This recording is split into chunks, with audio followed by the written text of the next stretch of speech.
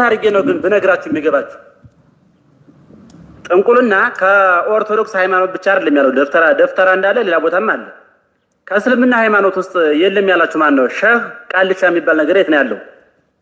አሁን ሰው ልክ እንደጠየቀው አድርጎ ነው የሚያወራው። ሄድች በነገራችን ላይ ማንም ለሱ የሚጽፍለትም የሚመልስለትም የለም። አንድ የሆነ ላስገባው የማልፈልገው ቪዲዮ አለ እዚህ ውስጥ። ምን እንዳደረገ ታውቃላችሁ? ቴሌግራሙ ላይ ማነው ቲክቶክ ላይ ሄሎ ብርጌታ አቤት እያለ አጠገቡ እኮ ነው ያለው። አጠገቡ ካለው ሰው ጋራ ስልኩ ያስታውቃል። እና እንደው ትንሽ እንደው አንዳንድ ነገር እንድናወራ ነበር ስለ ጌታ ቃል ምናምን እያለ ያወራል። ልጁ ገና ሞኝ ወደ ስልጣኔም ወደ ምንም ገና መምጣቱ ስለሆነ በራሱ ሲስተም እየሄደ ቲክቶክ ላይ የሚለቃቸው ነገሮች ትንሽ ይደብራሉ። አካሄዱ ግን መንፈሱ እላዩ ላይ ያለው መንፈስ እንዴት አድርጎ ያሰራው እንደነበር ደግሞ ያሳያል። ሸምድሎታል። ቃላቱ በደንብ አድርጎ የሸመድለው የድግምት ቃላቶቹ ሸምድሏቸዋል።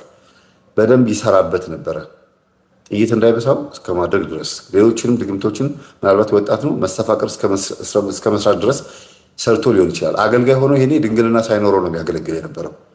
በምን ምክንያት? ያው ይሄን የሚያክል ከባድና እርኩስ የሆነ መንፈስ ተዋርሶ ድንግል ሆኖ ቤተክርስቲያን ያገለግላታል ብዬ አልጠብቅም። ከኦርቶዶክስ ነው እንዴ? ኦርቶዶክስ ያስተምረው ሄዶት አንተ የምታካሄደውን አስተምሮ ተቀይር ነው ያልኩት እንጂ ከሷ ብቻ አይደለም ማለት አይደለም። አዳምጠኝ። ቢስሚላህ ነው ማኖራ። ይሄ አያችሁ፣ ኦርቶዶክስ የምታስተምረውን አስተምሮ ታስተካክል አልኩኝ አለ። የጥንቁልና አካሄድን ቤተክርስቲያን አስተምራ አታውቅም። ኦርቶዶክስ አስተምራ አታውቅም። ጴንጤዎች እንደዚህ ነው ባህሪያቸው። መናፍቃን፣ ጴንጤማ አይገባቸው መናፍቃን ማለት ነው። ራሳቸው እኛ እንዳልን አድርገው ይስላሉ። ከዛ በኋላ ደግሞ ላሉት ነገር ደግሞ መልስ ይሰጣሉ። ማርያም ታማልዳለች አልን እንጂ ማርያም አምላክ ነች አላልንም። እነሱ ግን ማርያም አምላክ ነች እንዳልን አስመስለው ይኸው እያመለካችኋት ነው ይሉና ከዛ ደግሞ አምላክ እግዚአብሔር ክርስቶስ ብቻ እንደሆነ ለማስተማር ይሞክራሉ። ጥያቄውም የፈጠሩት ራሳቸው ናቸው። እንዳልን አስመስለው የሚመልሱትም ራሳቸው ናቸው። እንደዚህ አይነት ሰዎች ናቸው ፈስዋ የሚባሉት። ክላላይል አፒላይል ፔፔላይል አፕላላይል አፕላላይል አውዚል አጅብን አጅባጅን ከራሆቤለስ ጀራቤላ ማህሮላ ጴል አምኔ ጴኔል አኳኮል አዝብቻቻይል ራፎን ቀውላ እነዚላን ጁር አላጁን ቢስሚላህ ሃሮማን አራህ ያያውሊ ጨለልፔል መቅረሬ ሸቄል አጅዴል ሸፋዴል ከማደን ማሽን በሸዋፈካተን ከናቲር ማቲር ክርማዲን ክርማዲን ሀበቻችን ሃሽማዲን እንግዲህ የሚለፈልፈው ሙስሊሞች ድግምት ይደግማሉ፣ ይለፈልፋሉ። በአረብኛም እንደዚህ አለ ብሎ ነው የሚናገረው።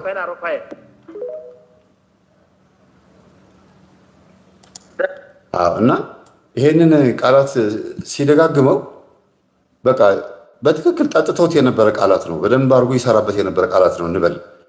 የእስላሙን ዛር ለመጥራት ወይም ደግሞ የእስላሙን መንፈስ ለመጥራት መቼም የሰይጣን ክርስቲያንና እስላም የለውም፣ ግን ሙስሊሞች ላይ የነበረ መንፈስና ኦርቶዶክሶች ማነው ክርስቲያን ላይ የነበረ መንፈስ ነው። ሰውየው ሙስሊም ከነበረ መንፈሱም ልክ እንደሱ አረብኛ ተናጋሪ ነው።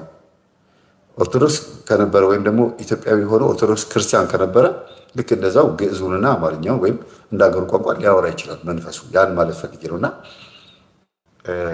ሁለገብ ነበር ይሄ ሰው፣ ሁለገብ ነበረ። የሻምብሶ አብዱልቃድር ተወከል እነዚህ እስላም ዛሮች በሙሉ እንዳለ ተጠርተው በዚህ ልክ ከሱ ጋር የማይሰሩበት ምንም ምክንያት የለም። እርግጠኛ ነኝ ሮብና ዓርብ ጾም አያውቅም። ሮብና ዓርብ ጾም አያውቅም። እንቁላልና ወተት ባይጠጣ እንኳን የሳት ጾም አያውቅም። ያስታውቃል። ለምን? ይሄ መንፈስ ያለባቸው ሰዎች ብዙ ጊዜ ሮብና ዓርብ እንዲጾሙ አይፈቅድላቸው። እናቶቻችሁም እንኳን ቢሆኑ ይሄ እስላም ዛር ወይም የሻህ አንበሶ ምናምን የሚባለው መንፈስ ያለባቸው በጣም ትግል ነው የሚሆንባቸው። ሮብና ዓርብ ለመጾም ይቸገራሉ። ጾምን ደግሞ አብይ ጾምን ጀምረው ፍልሰታን ጀምረው ወይ የገና ጾምን ሊሆን ይችላል ብቻ ረዘም ያለ ጾምን ጀምረው አይጨርሱትም። በጣም የሚታገላቸው ጨጓራ በሽታ ይነሳባቸዋል። ኪኒን የሚያስውጥ በሽታ ይመጣባቸዋል። ከዛ ጾሙ ይቋረጣል። አይ እኔ አልቻልኩም፣ በቃ ከዚህ በላይ መግፋት አልችልም። 4 ሰዓት ድረስ ይላሉ። 4 ሰዓት ድረስ ምን ይሻላል ደግሞ? ዛሬ ዋይፋይ ምን ሆነ? በጣም እኮ የሚገርም ነው።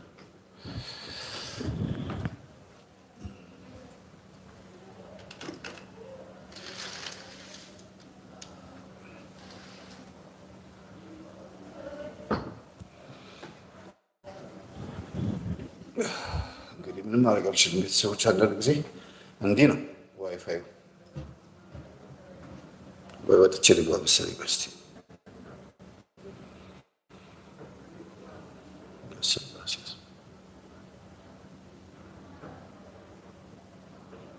አሁን ጥራት አለው ይመስለኛል አይደል? ትንሽ በተወሰነ መልኩ ኔትወርኩ እና አጽዋማትን መጾም አንችልም። እንደዚህ አይነት መንፈስ ያለባቸው ሰዎች ኦርቶዶክስ እያለን እንደ ኦርቶዶክስ መኖር ያቅተናል። ክርስቲያን ሆነን እንደ ክርስቲያን፣ የተዋህዶ ልጆች ሆነን እንደ ተዋህዶ ልጆች መኖር ያቅተናል። ዱርዬ፣ አጫሽ፣ ቃሚ፣ በቃ የሆነ ቦርኮ አገልጋይ ሆኖ በተለይ ዱርዬ ይሆናል። የስም መንፈሳዊ ወይም ደግሞ የስም አገልጋይ ብቻ ይሆናሉ። የቁርጥ ቀን ልጆች መሆን ሲገባል እንደ ሰንበት ተማሪና እንደ ዲያቆናት ለቤተክርስቲያን የቁርጥ ቀን ልጆች መሆን ሲገባል ቤተክርስቲያንን ስሟን ክብሯን ቆራርጠን እንጥለዋለን። የጀርባ ቅማሎች እንሆናለን እና በጣም አደገኛ የሆነ አካሄድ እንድንሄድ ነው የሚያደርገው የሌላ ሃይማኖት መንፈስ ማለት ነው። ምክንያቱም ቤተክርስቲያን ውስጥ እንድንገኝ አይፈለግም። ዱርዬ እንድንሆን የሚፈልገው ፍቅረኛ ሊያዝ ብሎም ሲያስብ እንደዚህ አይነት የእስላም ዛር ያለበት ሰው ሴትም ትሁን ወንድ ከሌላ እምነት ካላቸው ሰዎች ጋር ነው የሚያገናኘው። ሩካቤም እስከ ማስፈጸም ይደርሳል። ምግብም ላይ ልክ እንደዛው ነው። ኧረ ዝም ብለህ ብላው እባክህ፣ በሬው ክርስቲያን አይደለም ሙስሊም አይደለም ዝም ብለህ ብላው ይላሉ እና የራሳቸው ፍልስፍና ችግር ውስጥ ይከታቸዋል። አዎ በሬ ክርስቲያንም ሙስሊምም አይደለም፣ ግን በስመ አብ ወወልድ ወመንፈስ ቅዱስ አሐዱ አምላክ ማለትና ቢስሚላሂ ወይም በአላህ ስም ማለት ይለያያል። በሬውን እንዲለወጥ የሚያደርገው አርኮቱ ነው።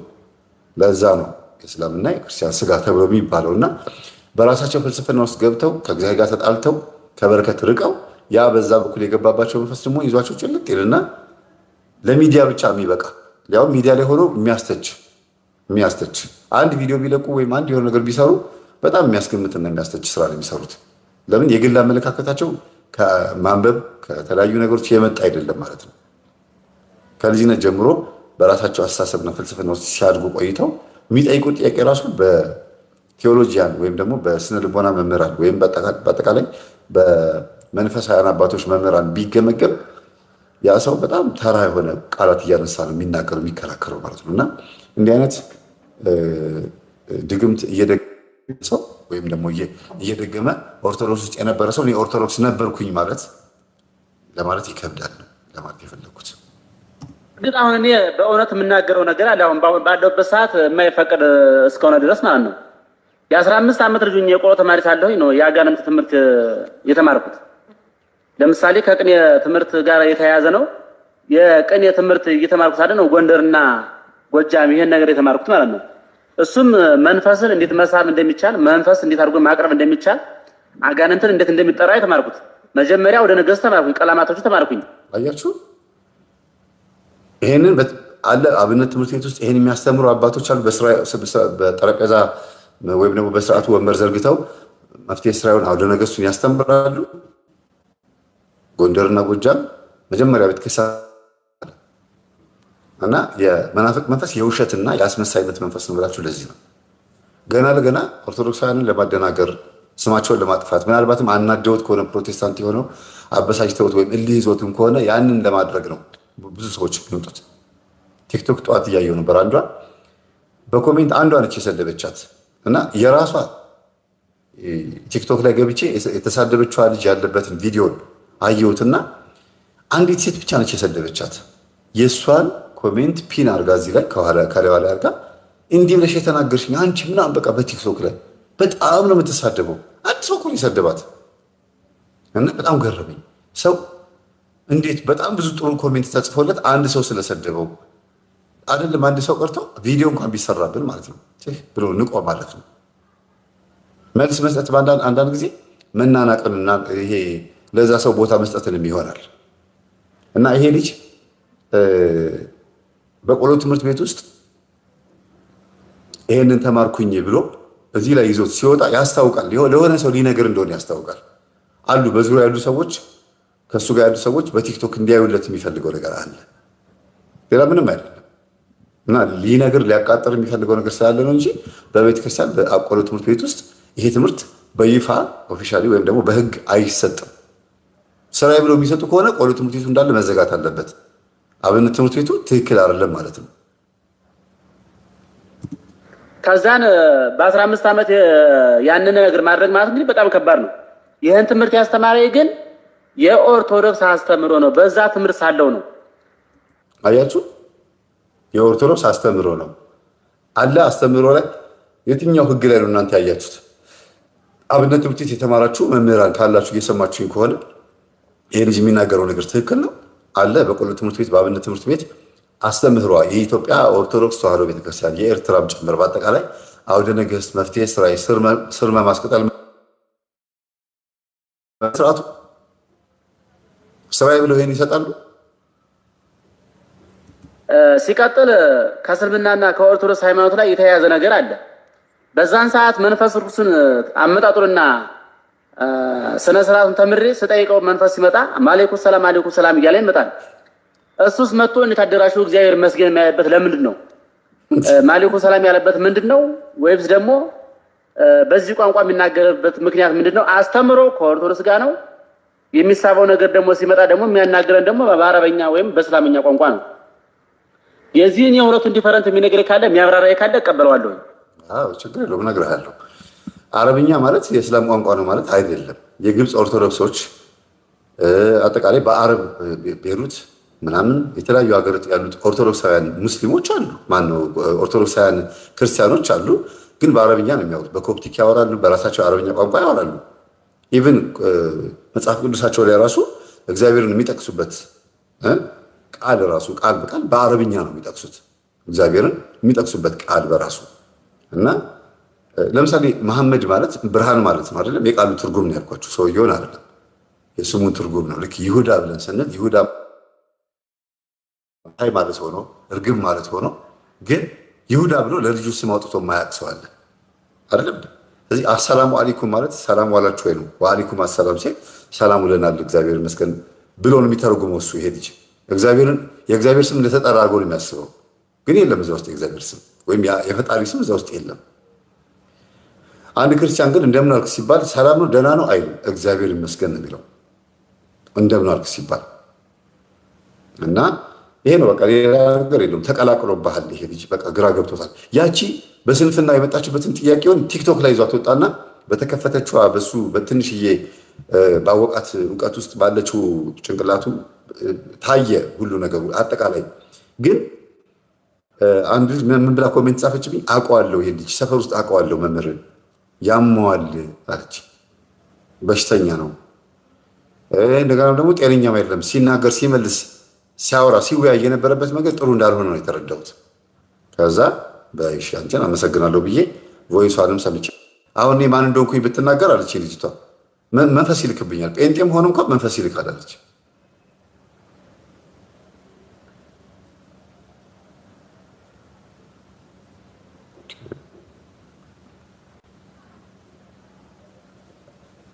ተቋርጦ ነበረ።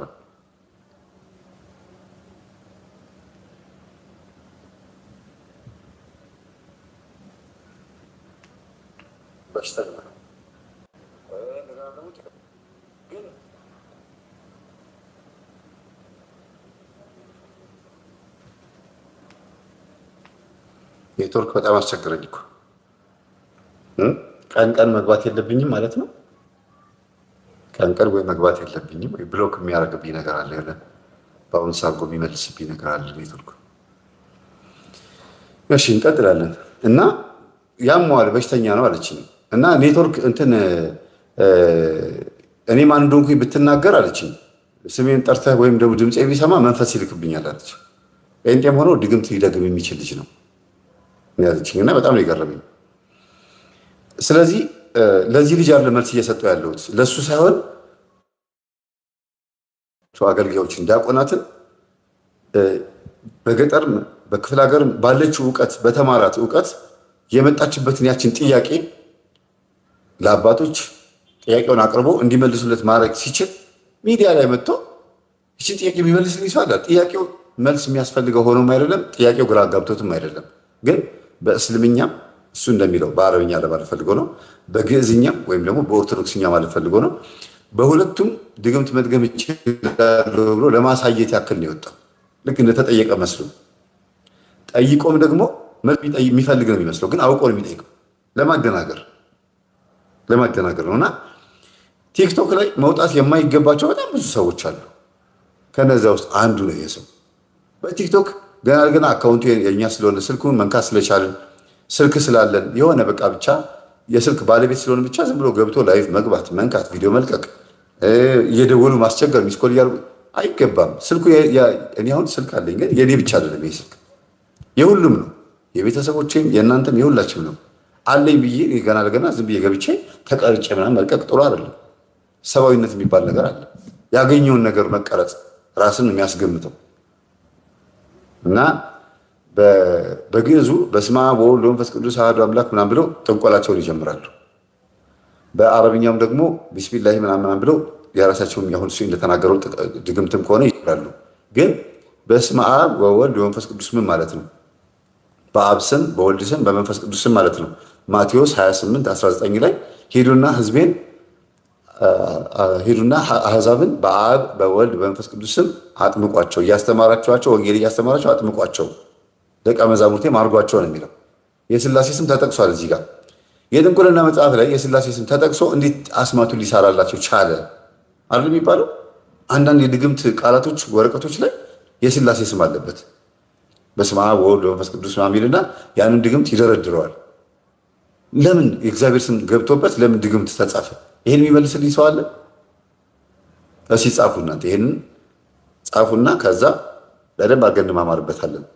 የሚያወራውን ነገር እንስማ እስቲ። አዎ ይሄን አስተምሮ ተማኩ ከዛ ጋር ሳለው ነው የ15 ዓመት ልጅ ነው የቆሎ ትምህርት የጀመርኩት። በእርግጥ በ8 ዓመቴ ነው። ይሄን ነገር ደግሞ የጨረስኩት በ15 ዓመቴ ነው። ተምሬ ገና ህፃን ሳለሁ ማለት ነው። እንግዲህ ያውን የ15 ዓመት ልጅ ያን ሊያደርግ አይችልም። ስለዚህ ይሄ ዲፈረንቱ ምንድነው? በእርግጠኝነት ሁለቱ ላይ አጋንንት ሰራ ማለት ነው። ይሄን መልስ አስቀምጡልኝ። ነገራችን ላይ የኦርቶዶክስ አስተምሮ በጣም ከመጽሐፈ ቅዱስ አስተምሮ ተቃራኒ መሆኑን ማንም ህዝብ እንዲያውቀው እናገራለሁ። የ8 ዓመት ልጅ ሆኜ ነው አብነት ትምህርት ቤት የገባሁት። አሜን ይማረኝ ያላችሁኝ አሜን። እና የቆሎ ትምህርት ቤት የገባሁት አስማቱንም የተለማመድኩት ህፃን ሆኜ ነው የሚለው ይሄ ሰው። አያችሁ ከስንት እድሜው ጀምሮ እንግዲህ አሁን ጺም አብቅሏል። እና እስከዚህ እድሜው ድረስ አብነት ትምህርት ቤትን በደንብ የሚያውቃት ከሆነ አባቶችን አወኩሽ ናኩሽ አካሄድ ነው የሚሄደው ማለት ነው። በተለይ ዲያቆናት ሆነው ህፃናት ሆነው ከመሪጌታዎች ጋራ ከየኔታዎች ጋራ ከዲያቆናት ጋራ አብረው የሚውሉ ከነበሩ አይከባበሩም። በጣም ነው የሚናናቁት። በዛ ላይ ደግሞ በጣም የሆነ ባህሪያቸውም ጥሩ አይደለም። በተለይ አጎታቸው አባት፣ ዘመድ፣ ወንድም፣ ቤተሰብ እዛ አብሯቸው የሚቀድስና እንትን የሚል ከሆነ በጣም ነው የሚጨመላለቁት። ስለዚህ ከልጅነት ጀምሮ አርጅቶበታል። አይ ደስ እንኳን አይባልም። ድግምቱን ነው። አዎ ድግምቱን ከሆነ አርጅቶበታል በደንብ ብዙ ጊዜ ስለቆየ፣ በዛ ላይ ደግሞ በህፃንነቱ ስላሸመደዱት ይሄንን ድግምት ማለት ነው በደንብ ነው የሚያውቀው። በደንብ ጠጥቶታል ማለት ነው። ስለዚህ ይሄ ልጅ ከአገልጋዮች ጋራም ጥሩ ሁኔታ አልነበረውም ማለት ነው። ጥሩ ሁኔታም አላሳለፈም። ጥሩ ጊዜም አላሳለፈም። በአስማቱ ላይ ነው ጊዜውን ያሳለፈው። ምናልባት ገብቶ ሊቀድስ ይችላል፣ ወይም ደግሞ ሰንበቴ ወይም ደግሞ ደጀ ሰላም እየሄደ ምናምን ያው አብሮ እዚያም ብዛም ሊል ይችላል። ግን አካሉ ነው እዛ ያለው እንጂ መንፈሱ ስደተኛ ነው፣ ውጭ ነው። የሌላ እምነት እንደሚሆን ይታወቃል። መጀመሪያው አጅሬው መንፈሱ በውስጥ ያለው መንፈስ ሊያፈድሰውና ሊያዘምተው መናፍቅ ሊያደርገው ያቀደ መንፈስ ነው። ያዳቆነ ሰይጣን ሳያቀስ ሳይቀርም እንደሚባለው ማለት ነው። እና ኦርቶዶክስ አስተምህሯ ምን እንደሚመስል የሚናገርበት መንገድ የተሳሳተ ነው። አዎ እናንተም ታውቃላችሁ። ትክክል አይደለም የሚናገረው። ግን ያ ብቻ አይደለም። በጣም የሚገርመው ነገር ያለ እውቀት ኦርቶዶክስ ውስጥ እንደነበረ ያስታውቃል። ከሄደ በኋላ ነው መጽሐፍ ገልጦ ማንበብ የጀመረው። ኦርቶዶክስ ግን አታንብብ አላለችው። መጽሐፍ ቅዱስም ኮርስ አትማር አላለችው። በእርግጠኝነት ሁለቱ ላይ አጋንንት ሰራ ማለት ነው። ይሄን መልስ አስቀምጡልኝ። ነገራችን ላይ የኦርቶዶክስ አስተምሮ በጣም ከመጽሐፈ ቅዱስ አስተምሮ ተቃራኒ መሆኑን ማንም ህዝብ እንዲያውቀው እናገራለሁ። አዎ በቤተ ክህነት ተማሪ ሳለን ግብረ ሰላም፣ አርባ ተስካር ብዙ ነገር እንጠራ ነበር። በዛን ሰዓት በምንጠራበት ሰዓት በልተን ስንጠግብና አብሾ የሚነሳበትም ሲነሳበት ደስ ከላላቸው ደስ አይላቸውም። በቃ እኛ አብሾ ተነስቶብን ጨፍረን ወይም ደግሞ ቅኔውን አድርገን ቅኔው ስናደርግ እነሱን በግዕዝ እየተሳደብን በሰምና በወርቅ ሳድበን ወረቡን ካልወረቡን ደስ አይላቸውም። ሰዎች ግን ይሄውን አያችሁ እየመሰከረ ነው አብሾ እንዳለበት አብነት በቤተክርስቲያን ውስጥ ወይም ደግሞ በአብነት ትምህርት ቤት አካባቢ ያገለግል በነበረበት አካባቢ እንዴት አይነት ህይወት እንደነበረው ይናገራል። አብሿችን ሲነሳብን ጠጥተን በተለይ ሰክረን ጠጥተን አብሿችን ሲነሳብን በቅኔ በግጥም አድርገን እንሰዳደብ ነበረ ነው እያለ ያለው። ስለዚህ ህይወቱን እየተናገረ ነው። የሚጸልይበት የሚሰግድበት እግዚአብሔርን የሚያመሰግንበት የግል ህይወት አልነበረውም ይሄ ሰው። አብሿችን ሲነሳብን ማለት የተዋረሰው አብሿ አለ ማለት ነው። እንደና ነገር አድርገው እንዲያነች ልክ ነው አይገርም? ልክ እንደ ደህና ነገር ነው የሚያወሩት። ክብራቸው በነውራቸው ነው የሚለው ይሄን ነው ቅዱስ ጳውሎስ ሮሜ መልእክት ምዕራፍ 1 ላይ ክብራቸው በነውራቸው ነው።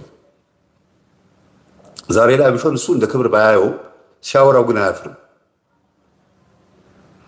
እና ቤተክርስቲያን ውስጥ ኦርቶዶክስ ውስጥ እያለ እንዲህ አድርግ ብላ ግን ያዘዘችው ቤተክርስቲያን ናት ወይ? እንዲህ አይነት ህይወት እንዲኖር ያዘዘችው ቤተክርስቲያን ናት ወይ? ለምን ኦርቶዶክስ እያለ የሚያወራው? ድሮ ኦርቶዶክስ በነበርኩበት ሰዓት ጥሩ ባልነበረው መንፈሳዊ ህይወቴ ወይም በግል ህይወቴ ተበላሽቼ በነበርኩበት ሰዓት ማለት አይችልም። ለምን? የመናፍቅ መንፈስ ባህሪ ነው ማስመሰል። ቤተክርስቲያን እንደተናገረችና እንዳስተማረች አድርጎ መናገር። አብሾ በነገራችን ላይ ወይም አፍልሆ የሚባለው ለእውቀት ተብሎ የሚወሰድ አፄ ፋሪስ እና ምናምን ተደርጎ በብዙ አይነት ቅጠላ ቅጠል ተቀምሞ ምናምን የሚወሰድ ብቻ ነው የሚመስለው አይደለም። ተዋርሶ አለበት፣ መንፈስም አብሮ ይገባል እንጂ ቅጠሉ ብቻው እንደዛ አያደርግማ። ቅጠሉ ብቻውን ሰው እንዲነሳበት አያደርግም። አብሾ የተነሳብኝ ሲባል ያው መጠጥ ምናምን የማይወዱ ሰዎች አሉ። ግድግዳውን በቴስታ የሚማታ እንዲሆን ማውቀው ሰው ነገር ነበረ።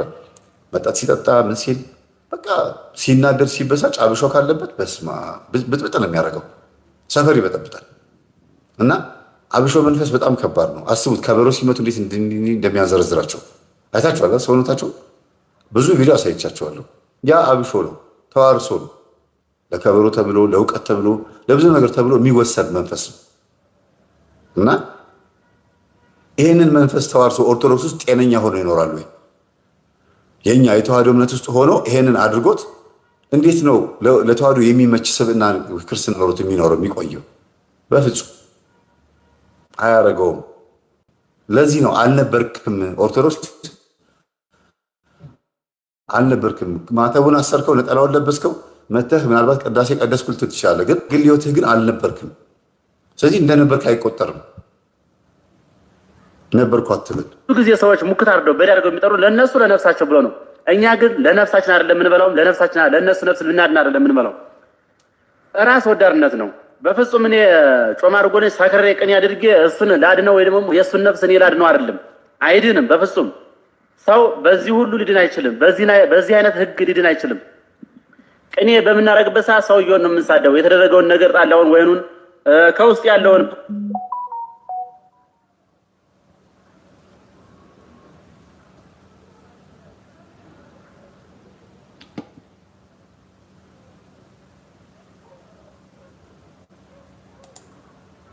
ልናጸድቅም አንችልም፣ አናጸድቅም። እንኳን ሰውን ቀርቶ ወጥ እያለው ማለት ነው እያምዳውን ወይኑን ከውስጥ ያለውን ፕሮሰስ ነበረ በቅኔ የምንሳደበው። ሰውየው ግን ቅኔ አድርገን እንደዛ ስንጨፈርና ስንወርብ እልል ይል ነበረ። እልል ይላል። በቃ ደስ እያለው ማለት ነው። እያመሰገን ነው መስሎት ነው። አሽሞር እያደረግንበት ነው። የቆሎ ተማሪ በፍጹም ሊያጸድቅም አይችልም፣ ልናጸድቅም አንችልም፣ አናጸድቅም። እንኳን ሰውን ቀርቶ ወደ እግዚአብሔር ልንወስድ ወደ ሰይጣን የምንወስድበት ነገር በጣም የበረታ ነው።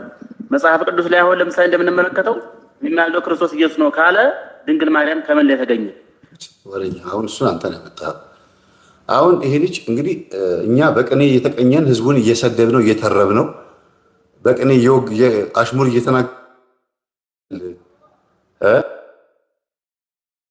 ነገር ማለት ነው። አጠቃላይ በላይነህ ሰታይነ ወሕይወተ ረከብነ ለጌታ ስጋና ደም ቃል የተነገረውን ቃል እዚህ ጋር አምጥተው ለሆዳቸውና ከእርሳቸው ያርፋል፣ ወይም ደግሞ ለጠጁና ለጠላው ለምስሩና ለምኑ ለስጋው ለቁርጡ ያደርጉታል ተብሎ እንደሚገለበጠው ሁሉ ይሄም ሰው ያደረገው የነበረውን ነገር የሚናገረው ግን ሁሉም ዲያቆናት፣ ሁሉም ካህናት አጠቃላይ ቅኔ የሚቀኙትን በሙሉ ደርበው ማውራቱ ነው የዚህ ልጅ ችግር።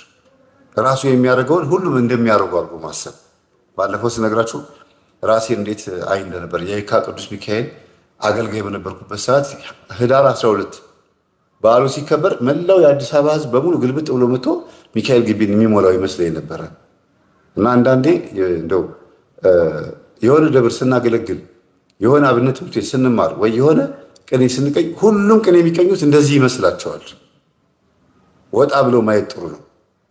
ከወረቡ ከታቦቱ አካባቢ ራቅ ብሎ እስቲ በዚህ ሰዓት ወረብ በሚወረቡበት ቅኔ በሚደረግበት ሰዓት በዚህ ሰዓት ህዝቡ የት ነው ያለው እንዴ? ወጣ ብዬ ሳይ እንግዲህ በፊት ምላችሁ ገና ልጅ እያለሁ ነው ምላችሁ ሁሉም የየራሱን ስራ ነው የሚሰራው። ጭራሽ የሚጨፍር አለ፣ ዱላ ይዞ የሚጨፍር አለ። ራቅ ብሎ ደግሞ ሱቅ ውስጥ ገበያ ውስጥ በሾላ ገበያ በኩል ሰልፍ ሁሉም የራሱን ስራ ነው የሚሰራው።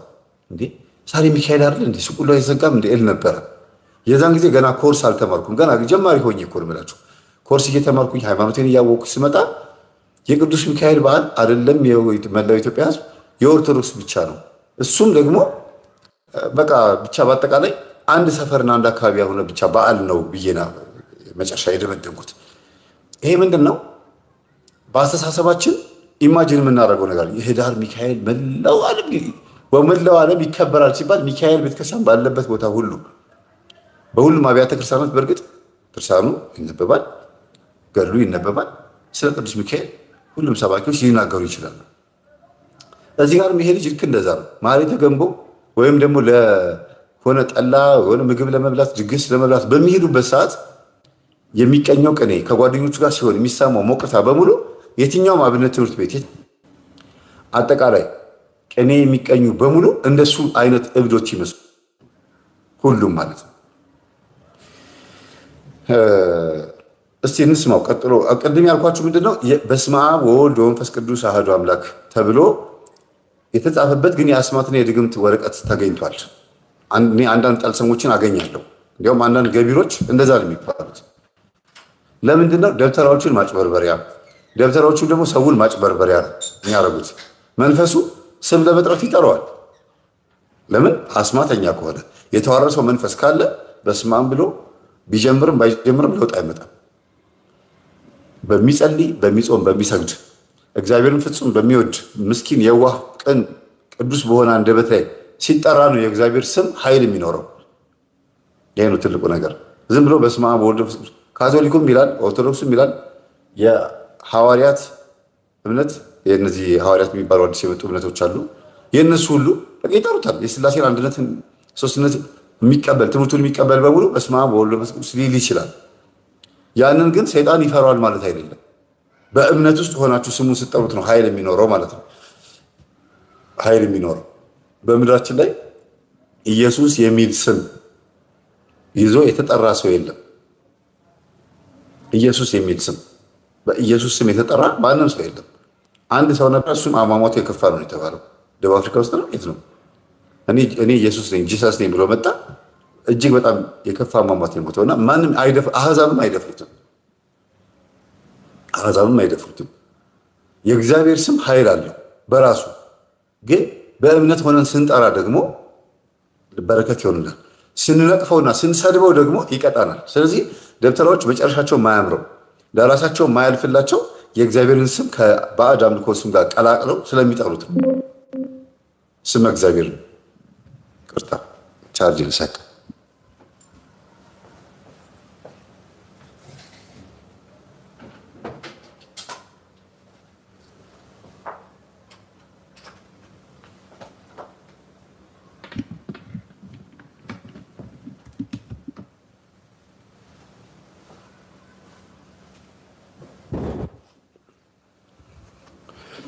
እና የእግዚአብሔርን ስም የሚያላግጥበት የሚቀጣል ስንት አይነት ማላገጥ አለ። አሁን ኤልሻዳይ ተብሎ ለሰው ስም አይወጣም ይባላል አይደል? ኤልሻዳይ ሁሉን ቻይ ማለት ነው። ሰው ሁሉን ቻይ ሊሆን አይችልም። በጣም የሚከብዱ ስሞች አሉ፣ ቅዱስ ምናምን የሚባሉ ስሞች እና ስማቸውን ይዘው መኖር ስለማይችሉ ይከብዳቸዋል። ግን ቀጥታ ደግሞ እግዚአብሔር ወይም አማኑኤል ወይም ደግሞ መድኃኒዓለም ብሎ ስም መውጣት ይከብዳል። በእርግጥ አማኑኤል አለ ብዙ ቦታ ላይ። አማኑኤል ራሱ አሁን አንዳንድ አባቶች አማኑኤል ብላችሁ አትጥሩ፣ ዘአማኑኤል በሉ። የአማኑኤል በሉ ለአማኑኤል በሉ ብሎ ይላሉ። ቀጥታ የእግዚአብሔር ስም ነው ማለት ሲሆን እግዚአብሔር ከኛ ጋር ነው ማለት ነው። አማኑኤል ብሎ ስም ማውጣት ይፈቀዳል። በትክክል አንድ አባት ናቸው የነገሩኝ፣ የተማሩ አባት ናቸው። ቴዎሎጂ ነው የጠየኳቸው። የኔት ሃይማኖት ይባላሉ። የሰዋስወ ብርሃን በፊት ማር በነበርኩበት ሰዓት ጠየኳቸው። አማኑኤል ብሎ ስም ማውጣት ከባድ ነው ስላቸው ጊዜ እግዚአብሔር ከኛ ጋር ነው ማለት ነው። ስለዚህ ቀጥታ የእግዚአብሔርም መለኮታዊ ስሙን ሳይሆን የሚጠቅሰው እሱ ከኛ ጋር ለመሆኑ ማሳያ ነው። ለምሳሌ ኢሳያስ ተብሎ ስም ሲወጣ እግዚአብሔር ምን ማለት ነው? መድኃኒት ነው ማለት ነው። ኤልያስ ማለት መድኃኒት ማለት ነው። ልክ እንደዚህ እግዚአብሔር መድኃኒቴ ነው ብሎ ማለት ነው እንጂ እኔ መድኃኒት ነኝ ማለት አይደለም። ስለዚህ አንዳንድ ስሞች ከበድ ያሉ ስሞች አሉ። ኢየሱስ ማለት መድኃኒት ማለት ነው ቀጥታ። ለምሳሌ ሴቶች ብዙ ጊዜ መድኃኒት የምትባል ሴት ልጅ አለች የምትጠራ አይደለ? ስሟ መድኃኒት ነው። ያ ማለት ግን ኢየሱስ ነው ማለት አይደለም። ኢየሱስ ማለት የሁሉ ነገር መድኃኒት ነው። መድኃኒት ማለት ግን ሌላ አይነት መድኃኒት ማለት ነው። ሲገለበጥ ሌላ ነው ትርጉሙ። መድኃኒት ብለን ስም ስናወጣ ኢየሱስ ማለት አይደለም። ምናልባት እሷን ስላዩ የሆነ ደስታ ተሰምቷቸው እንደ መድኃኒት ቆጥረዋት ነው። ኢየሱስ ብለው ግን ለልጃቸው ስም ማውጣት አይችሉም። የድግምት መጽሐፍቶች ላይ ግን የሥላሴን ስም እየቀላቀሉ ህዝቡን የሚያጭበረብሩበታል፣ እነሱም ተታለውበታል። ስመ እግዚአብሔር አለበት ብሎ ስለሚያስቡ ጥበብ ነው ብለው እንዲቀበሉት ያስገደዳቸው ነው። እንደዚህ አይነት ሞኝ የሆኑ አሁን እነዚህ እንደምታዩት ልጅ የዋህና ሞኝ ሆነው መጥተው ኦርቶዶክስ እንዳስተማረች አድርገው የሚቀበሉት ይሄንን ስላላወቁት ነው። ለምንድን ነው ይሄ ስም የተቀላቀለው ቢለው ነገር ስላለዩት ነው ማለት ነው።